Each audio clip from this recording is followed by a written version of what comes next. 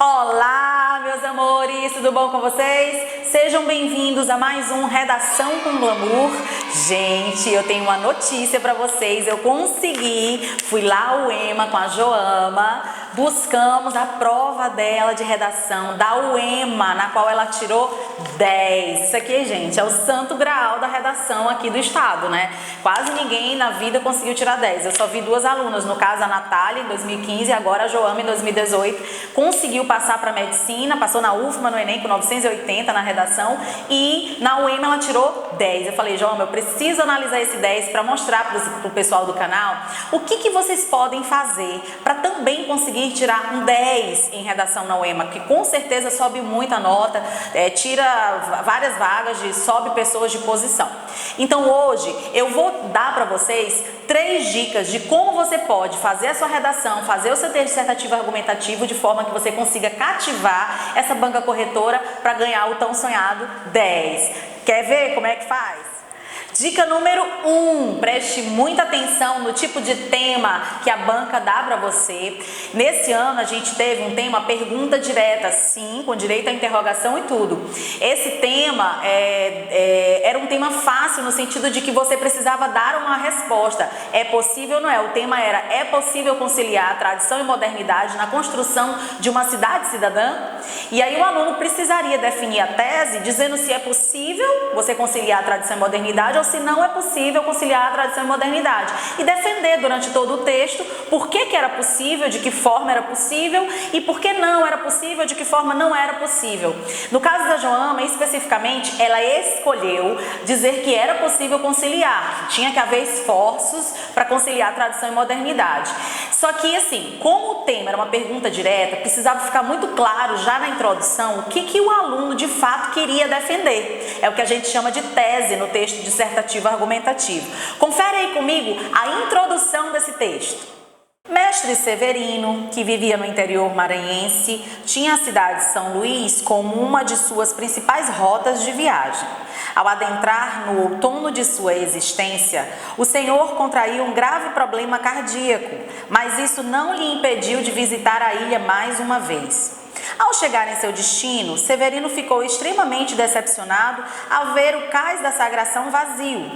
Caso o autor da obra fictícia, Josué Montello, tivesse feito o senhor conhecer o Porto Itaqui, talvez ele não fosse contra a conciliação entre tradição e modernidade, ideal para construir uma cidade cidadã.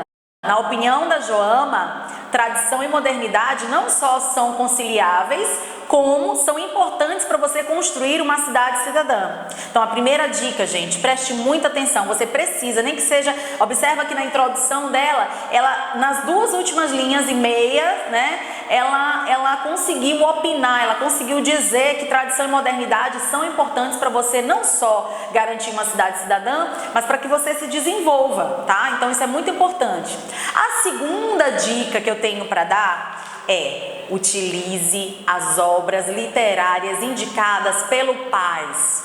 Gente, uma coisa que eu sempre falo em sala, quem vai corrigir o seu texto de redação é sempre alguém que estudou letras, uma pessoa que viu muita literatura, muita arte, muita história, muita língua portuguesa, estrangeira. Então uma pessoa que adora literatura, que tem noção de literatura. Então se o vestibular, e isso vale para o PAS, da UEMA, e vale para outros vestibulares que adotam obras literárias, se o vestibular indicou alguma obra, é claro que dentro da sua redação você vai ganhar muito ponto com a banca se você conseguir mostrar para eles que você enxerga aquela obra num contexto diferente, de realidade, problematizada. Então, no caso da Joama, vocês leram aí a introdução comigo e perceberam que ela trouxe a realidade do mestre Severino para contextualizar o problema e finalmente dizer se era possível ou se não era possível conviver o moderno e o antigo. O que eu achei fantástico aí, gente, além de Joama ter usado a área de conhecimento, que era o mestre Severino, ter usado a história do mestre Severino, porque querendo ou não, essa cena, né, existe no livro, no Cais da Sagração, a Joama fez uma narração dentro da dissertação. Então, narrar é um excelente recurso quando você tem uma facilidade de usar a literatura no seu texto.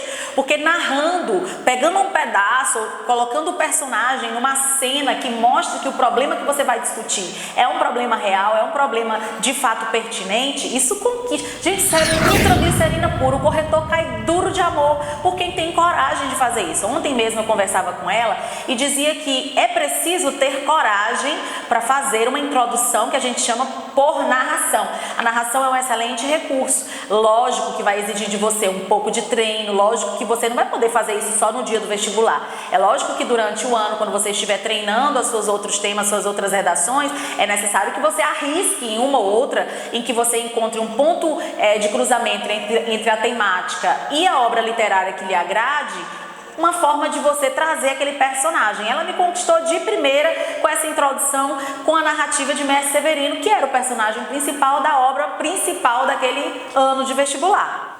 Terceira dica que eu considero super importante para você que quer tirar 10 na UEMA: seja o mais realista possível na sua abordagem argumentativa. Eu quero ler com vocês o segundo parágrafo, o primeiro de desenvolvimento do texto da Joama, para você observar como os exemplos dela enriqueceram o texto. Acompanha aí comigo. Em quase todas as cidades brasileiras, é possível perceber que as áreas urbanas são divididas em duas partes, uma histórica e outra moderna. Ao contrário do que muitos pensam, a importância da união dessas áreas é crucial para conservar a tradição local através da tecnologia. Na Europa, por exemplo, o estímulo ao comércio e ao turismo nos centros históricos locais é essencial para manter os costumes europeus vivos. Análogo a esse processo, Salvador reformou os prédios antigos e utilizou técnicas para conservar os azulejos, algo característico da colonização do país. Assim como nas reações catalíticas, a modernidade, reagente, altera-se constantemente para formar ideias novas, mas a tradição, catalisador, é conservada no caminho. Logo, é possível conciliar tradição e modernidade na construção de uma cidade. Observe que maravilha de parágrafo, como ela conseguiu dar um exemplo da Europa. Ela não citou especificamente um país da Europa, mas ela deu um exemplo de um continente que visivelmente você não precisaria ter ido à Europa para ter esse tipo de insight. Você vê pela TV cidades como Espanha, Portugal, né, lugares como Espanha e Portugal tendo o novo e tendo também o tradicional ali, aquele centro mais tradicional.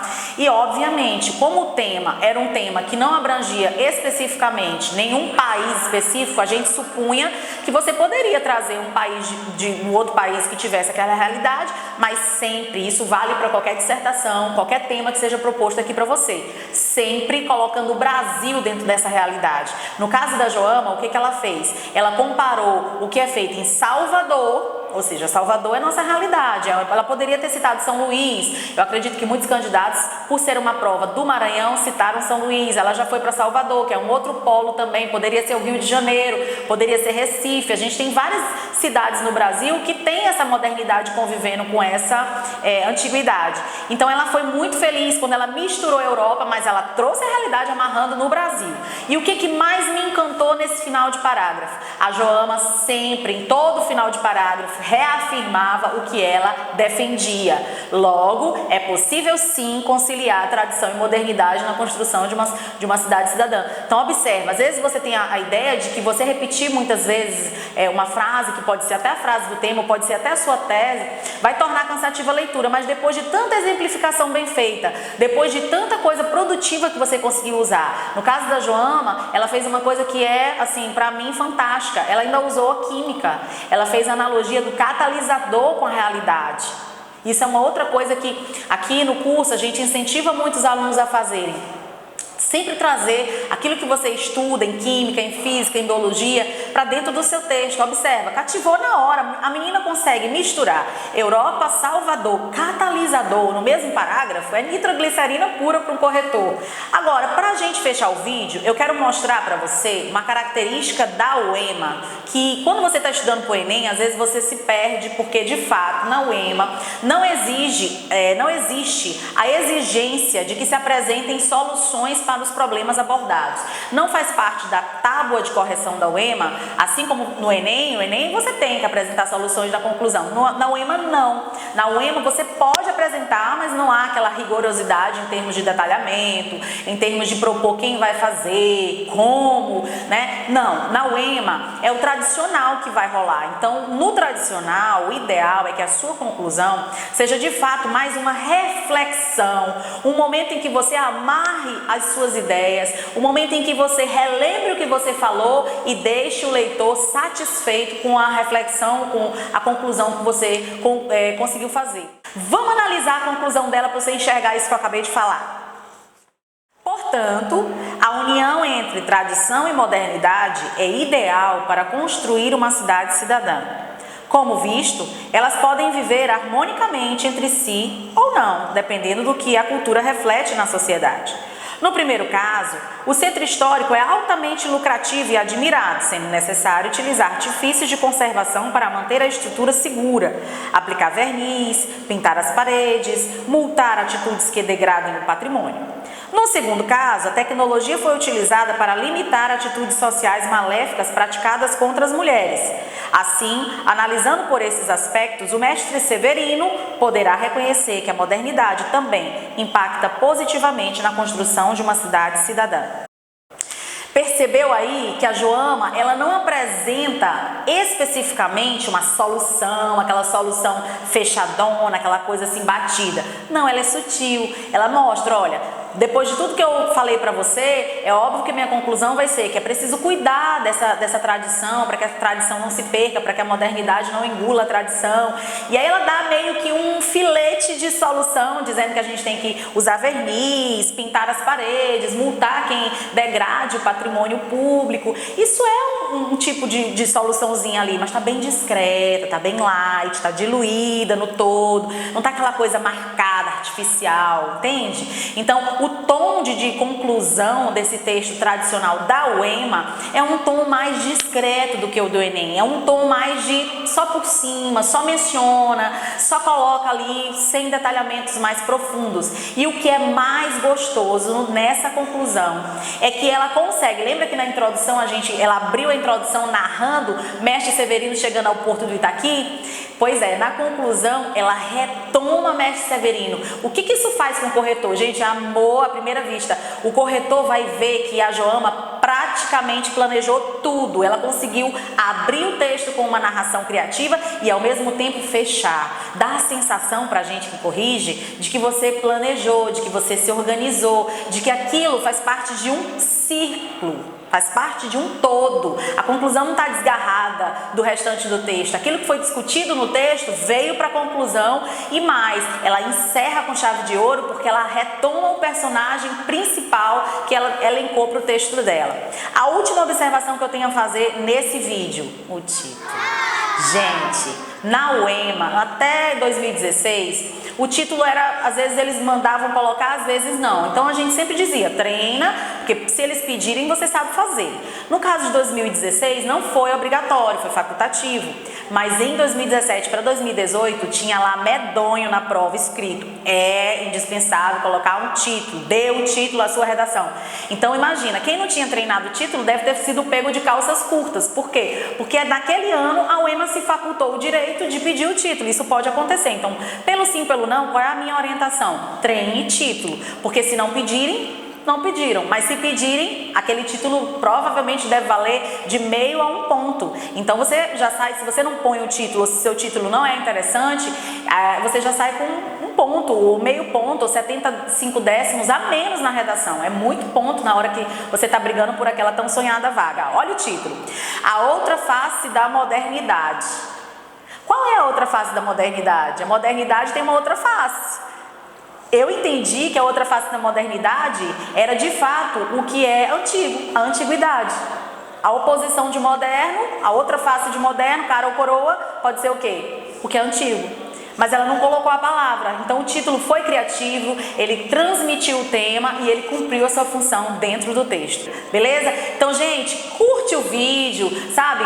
Se inscreve no canal, compartilha. Se você quiser falar comigo mais de perto ou quiser interagir, eu tô lá também no Instagram, @prof. Lorena Rachel Barbosa, Rachel com CH, tudo junto. Você vai me encontrar lá, vai curtir as fotos, o dia a dia da minha vida, do curso. E a gente tem vários vídeos saindo do forno aí que vem por aí. E qualquer pergunta que vocês tenham a respeito da UEMA, pode deixar aqui nos comentários que a gente vai interagir também. Eu, na medida do possível, eu vou responder, tá bom? Então, por hoje é só. Tchau, tchau!